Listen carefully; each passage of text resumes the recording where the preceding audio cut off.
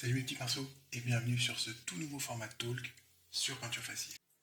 Vous vous demandez ce qui se cache sans doute derrière ce titre énigmatique, les arts plastiques inutiles.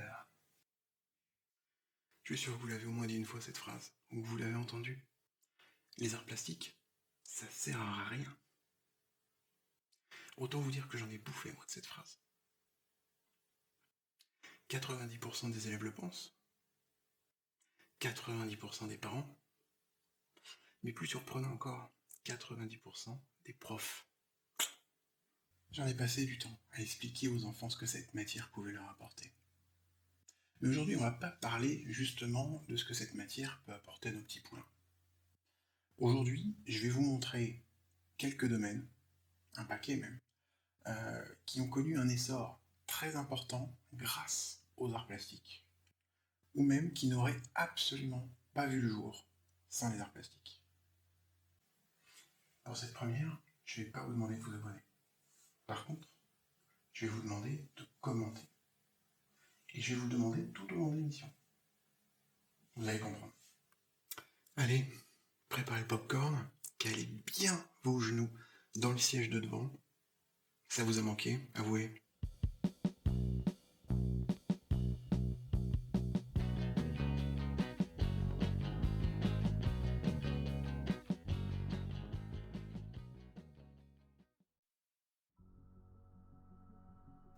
Commençons par le commencement.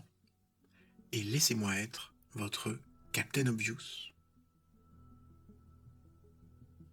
Bien sûr, le domaine des loisirs ne serait pas le même sans les arts plastiques. Existerait-il seulement? Comment faire un film sans storyboard? Sans effets spéciaux? Qu'ils soient 3D ou traditionnels? Sans matte painting? On dirait que Ray Harryhausen est d'accord avec moi.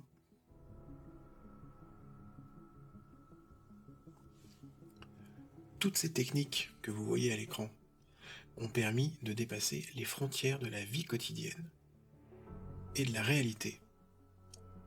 Et même, vous savez quoi? De faire parler les bonhommes de neige. Et comment s'appelle le drôle d'animal qui ressemble à un âne? C'est Sven. D'accord. Et le renne, comment il s'appelle? Sven. Plus encore, ils ont rendu possible l'apparition d'un nouveau genre cinématographique, l'animation. Pour les plus vénérables d'entre nous, l'animation, c'est comme une bande dessinée qui bouge. Et là encore, pas d'art plastique, pas de BD, ni de livre illustré.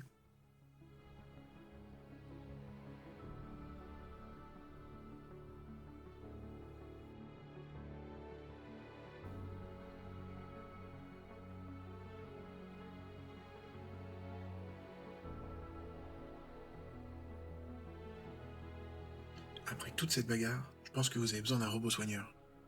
Est-ce sensible au toucher? Non, laisse tomber. Défense de toucher. Non, ça...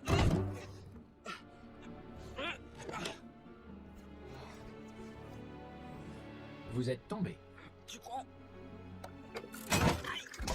Sur une échelle de 1 à 10. Sur une échelle de 1 à 10. Sur une échelle de 1 à 10. Quel est votre degré de souffrance?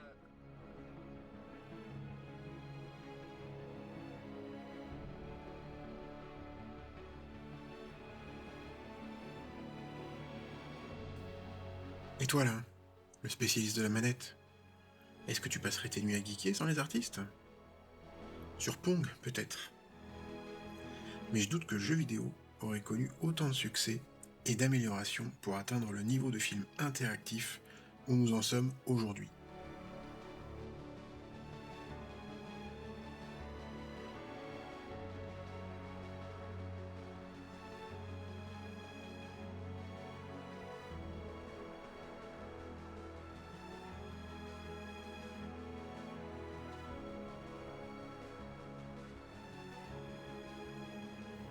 Avec quoi serions-nous en train de jouer si les arts plastiques n'existaient pas? Un bâton? Un escargot? Vous avez déjà essayé d'assembler des escargots? Franchement. Tous les jouets de notre enfance, nous les devons à une personne qui un jour s'est dirigée vers les études artistiques. D'ailleurs, j'aimerais beaucoup connaître les jeux ou jouets fétiches de votre enfance. Dites-le moi en commentaire. Pour moi, en voici quelques-uns.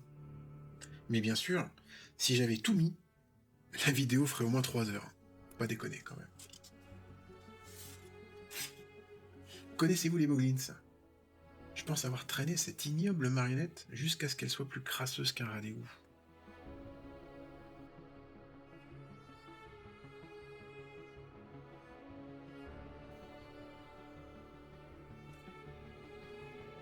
Et que dire de ce jeu de maths scientiste, où il fallait disséquer un alien, et tous ces joyeux organes que vous voyez là, baignés dans le slime. Bleh.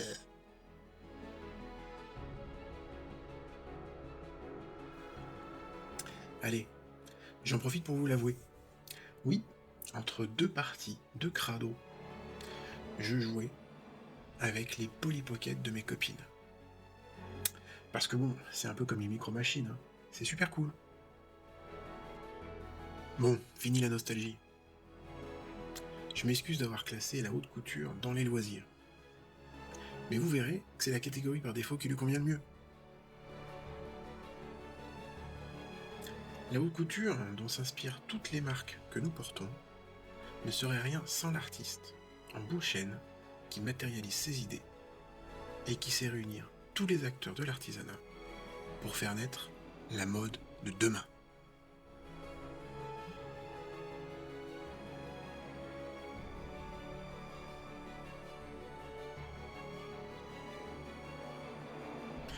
D'ailleurs, pendant qu'on regarde Karl en train de dessiner, saviez-vous qu'enfant, Yves Saint Laurent réalisait déjà des vêtements très stylés pour ses poupées de papier?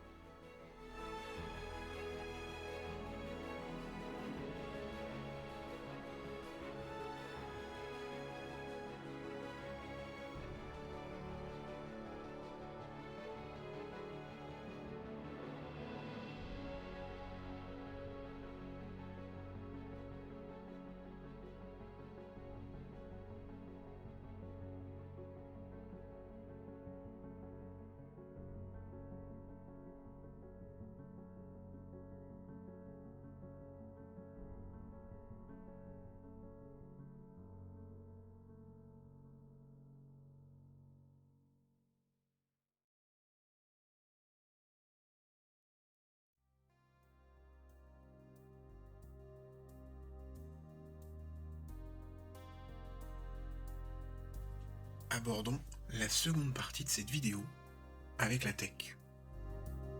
Changement radical? Pas tant que ça. Commençons par l'impression 3D. Pas besoin d'artistes pour faire des boudins de ciment ou empiler des parpaings? Peut-être. Mais cette technologie est bien plus large et va du plus inutile au plus vital. Aki Inomata imprime de splendides coquilles pour ses Bernard l'Ermite. Perso, ça me fait rêver. Saviez-vous qu'on peut aussi imprimer des gâteaux en 3D? Les applications sont larges. Prothèses dentaires. Pas mal. En fait, je vous ai dit qu'on pouvait aussi imprimer des gâteaux en 3D? Oh pardon, j'ai faim. Désolé. L'impression 3D, désormais, c'est pas que de l'accessoire, de la figurine. La technologie débarque dans le domaine médical et on peut désormais imprimer des os, et même des tissus humains, ou des organes. Et oui, c'est plus de la science-fiction. Grâce à l'alliance des arts, de la technologie et de la médecine, on peut désormais extruder des tissus vivants. Nous ne sommes rien de plus qu'une immense maison pour les micro-organismes, après tout.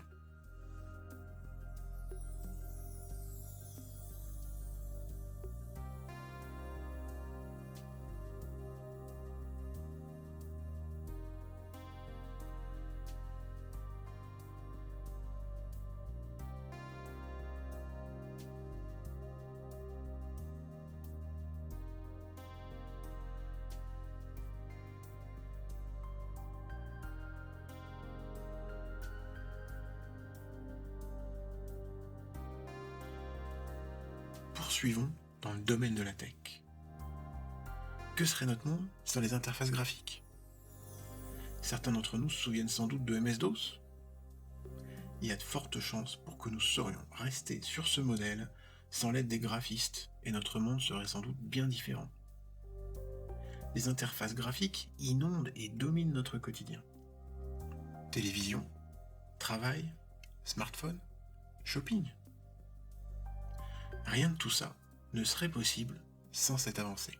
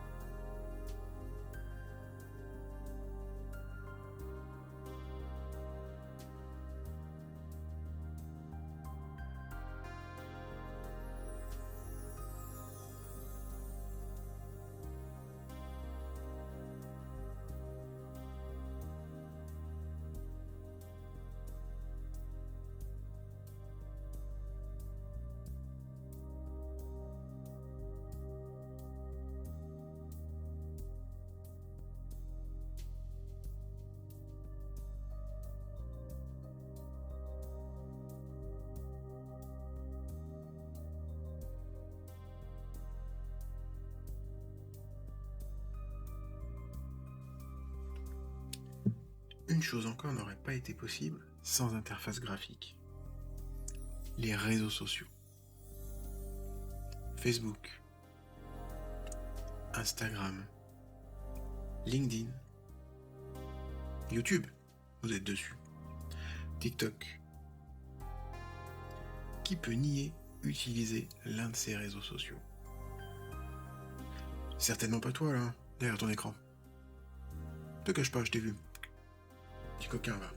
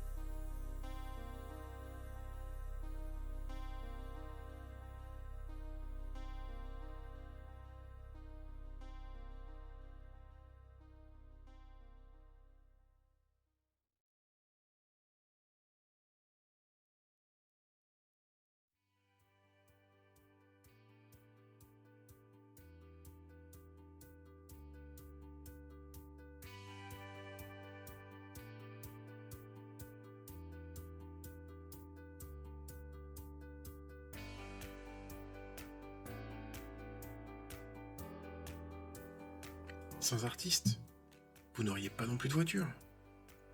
Et ouais, pour une voiture, une montre, un fer à repasser, l'aventure commence tout d'abord par un croquis sur un post-it. Les plus grandes marques s'arrachent à prix d'or les services de ces artistes designers, dont certains sont même devenus des icônes, comme Charlotte Perriand, ou plus récemment Philippe Stark ou Ora Ito. Ah bah tiens, Charlotte Perriand. Le hasard, hein. Ouvrez les yeux. Notre monde n'est que design. De ce que vous buvez, portez, conduisez, vos meubles, vos lunettes. Je suis sûr que vous voyez autrement maintenant. Je vous propose une petite pause pour se détendre. Allons jouer à un jeu en réalité virtuelle ou en réalité augmentée. Vous connaissez certainement ces jeux, mais saviez-vous que les applications sont bien plus vastes? On peut s'en servir pour dessiner, sculpter, designer, comme sur ces images de Tilt Brush.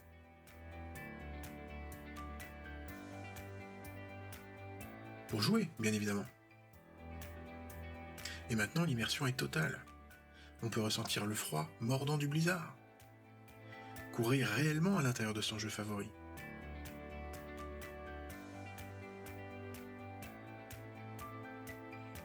Mais la réalité augmentée s'infiltre partout. Formation sur le terrain. En réalité augmentée ou AR manuels. Catalogue interactif. Pour que nos enfants soient encore plus gâtés à Noël. Des jeux sympas pour vous déconnecter, encore plus de la réalité. Pikachu, attaque tonnerre! Vous pouvez même avoir un aperçu de votre futur tatouage. La réalité augmentée, c'est aussi un formidable support éducatif. Une avancée majeure en médecine ou en architecture. D'après vous, que nous réserve le futur de la réalité virtuelle et de la réalité augmentée? Dites-le moi en commentaire.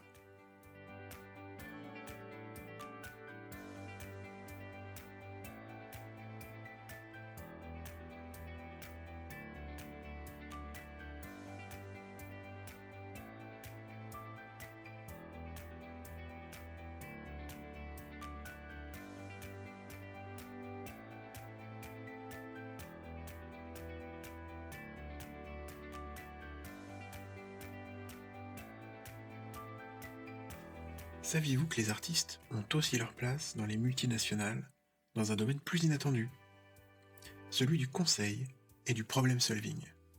Comprenez, résolution de problèmes pour les moins shakespeariens d'entre nous.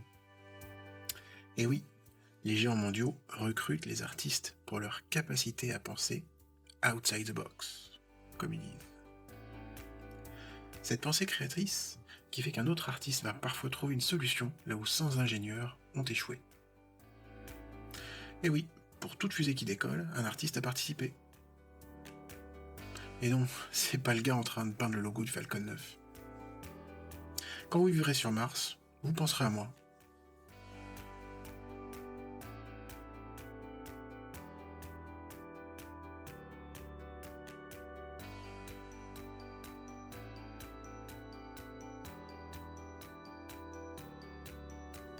Faisons atterrir notre fusée sur la planète Science. Là, les choses sérieuses commencent. Désormais, les arts participent à sauver des vies. Et ça, c'est chouette. L'imagerie médicale nous permet d'améliorer notre connaissance, notre capacité d'exploration du corps humain. Didactique, diagnostic, les applications sont nombreuses. Toutes ces avancées permettent aux médecins et chirurgiens d'être toujours plus précis, plus fiables, plus efficaces. Ils peuvent même opérer à distance.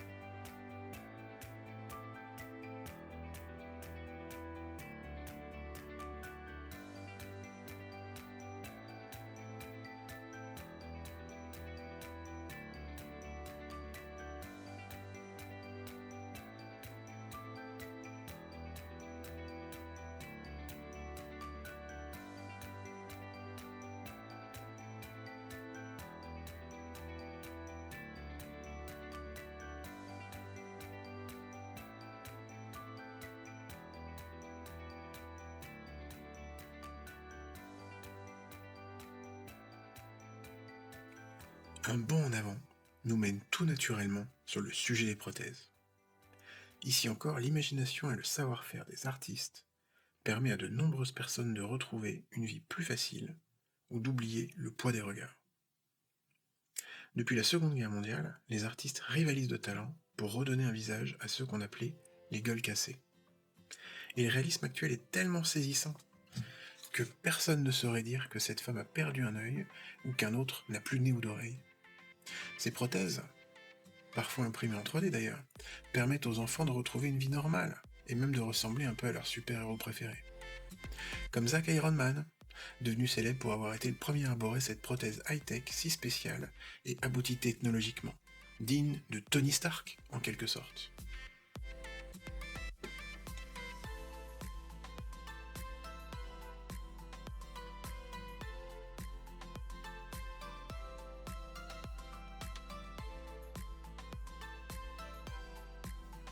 L'aspect graphique revêt aussi une importance capitale en urbanisation. Commençons par l'architecture. La visualisation est aussi primordiale que toutes les formules mathématiques nécessaires à la stabilité de ces édifices. La modélisation est aussi omniprésente dans l'architecture d'intérieur, et nous pouvons désormais visualiser le résultat final avant même d'entamer les travaux. L'urbanisation, c'est aussi l'aménagement du territoire. Plus aucune grande municipalité ne peut se passer des logiciels de modélisation, qui permettent de planifier les futures constructions, les nuisances sonores, la pousse des arbres, et même la dégradation des infrastructures.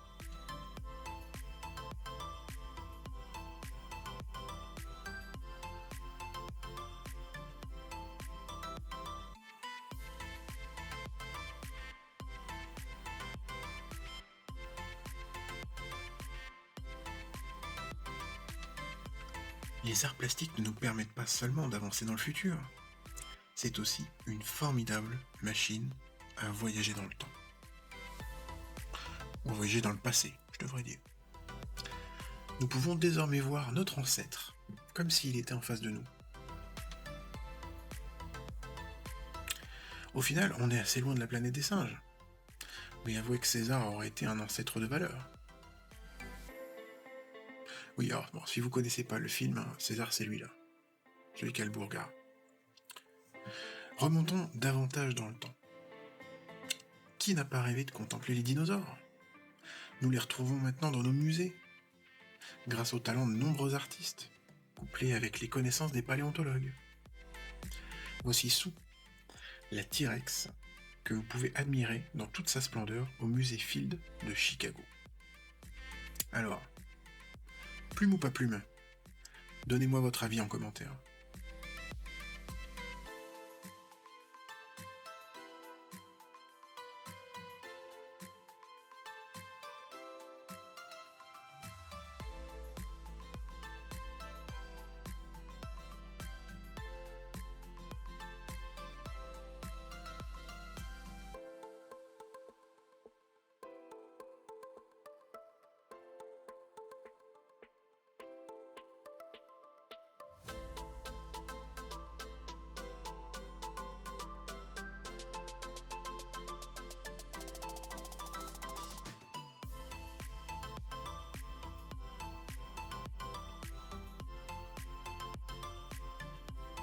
Sans remonter si loin, rendez-vous compte que l'on peut désormais visiter la Rome antique, reconstituée très fidèlement en 3D.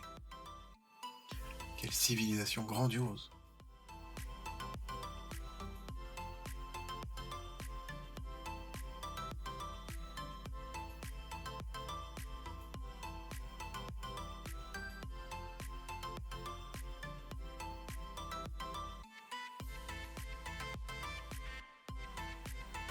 Reconstituer, c'est bien, mais protéger et restaurer, c'est encore mieux. Outre les artistes et artisans œuvrant sur le chantier, la modélisation facilite aussi la planification des travaux, la prédiction des incidents et le contournement des problèmes avant d'engager des sommes d'argent conséquentes.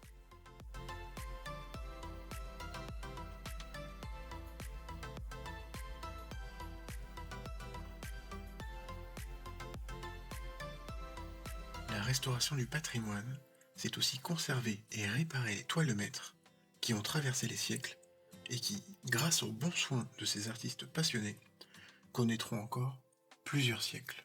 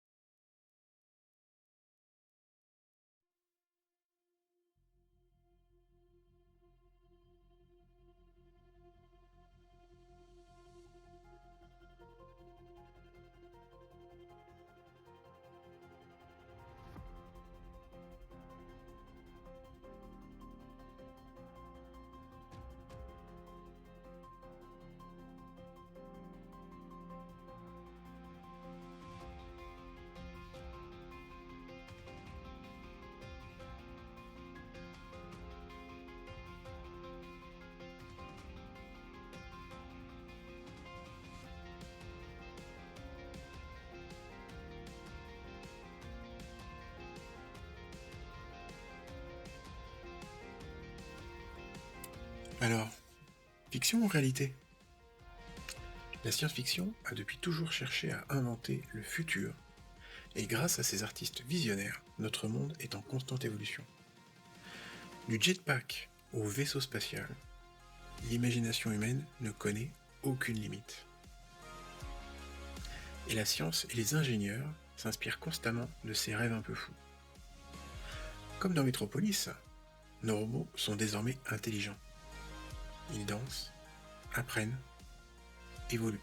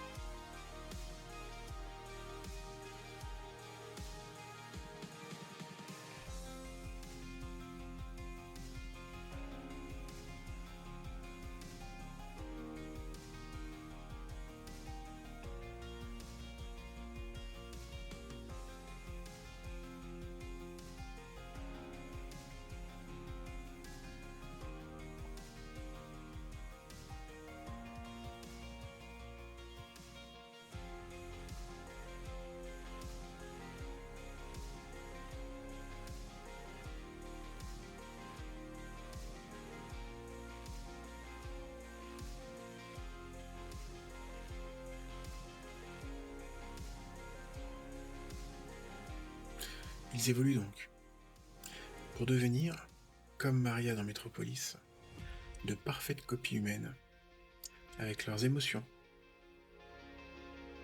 et leurs doutes.